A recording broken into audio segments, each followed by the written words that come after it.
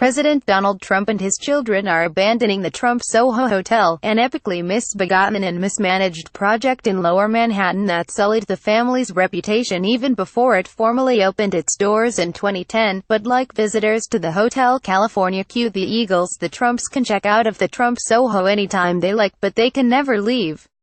That's because the family's dealings with the building remain of particular interest to Robert Mueller, as my Bloomberg News colleagues have reported.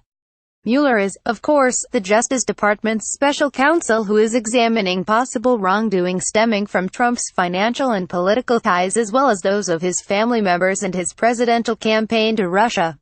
Here's how the Trump SoHo fits in the picture. Mueller is examining suspicious financial activity in Trumplandia involving Russian operatives, according to the Washington Post. He is investigating whether Trump associates laundered financial payoffs from Russian officials by channeling them through offshore accounts, as the New York Times has reported. That sort of stuff has hung in the air around the Trump SoHo for more than a decade, and one doesn't need to go to Moscow to pick up some of the details. They can be found at 246 Spring Street, where the Trump SoHo stands, and in court papers and various media accounts over the years, including some of my own. The basic outlines are these: Trump and his two eldest children, Donald Jr. and Ivanka, partnered with a real estate firm, the Bayrock Group, on a series of real estate deals between 2002 and about 2011, the most prominent being the Trump SoHo. Bayrock was also a conduit for murky European funding that went into a number of projects in the U.S. to which the president once lent his name in exchange for hefty fees.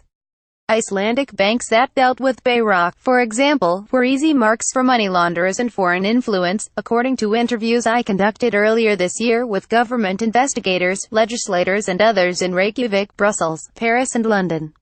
Trump testified under oath in a 2007 deposition that Bayrock brought Russian investors to his Trump Tower office to discuss deals in Moscow, and said he was pondering investing there. One of Bayrock's principals was a career criminal named Felix Sater, who had ties to Russian and American organized crime groups. Before linking up with the company and with Trump, he had worked as a mob informant for the U.S. government, and fled to Moscow to avoid criminal charges while boasting of his KGB and Kremlin contacts there. In a lawsuit and a series of interviews with me, a former Bayrock insider, Jody Crisp, claimed that he eventually departed the firm because he became convinced that Bayrock was a front for money laundering. Bayrock has disputed Crisp's charges. "I have my own history in court with the president. Trump sued me in 2006 when I worked at the New York Times, alleging that my biography, Trump Nation, had misrepresented his business record and his wealth. Trump lost the suit in 2011. My lawyers deposed Trump and Sater during the litigation. Trump has been fuzzy over the years about his relationship with Sater, saying that he barely knew him. In fact, Sater continued to be a bridge for Trump and his team for deals and diplomacy in Russia and Ukraine until at least earlier this year. The Trump SoHo, a mixed-use hotel and condominium building, failed to sell many of its condo units after it opened, and many of the early buyers sued Bayrock and the Trumps for misrepresenting the project's prospects. The hotel, which perennially struggled to attract guests, went into foreclosure in 2013. A new company took control of the property from Bayrock and the Trumps. The Trumps stayed on as managers of the hotel until today. It's a holiday evening, and it's a good time for media-savvy business people to stealthily uncork bad news. The Trumps may be media-savvy, but they've never been particularly great business people.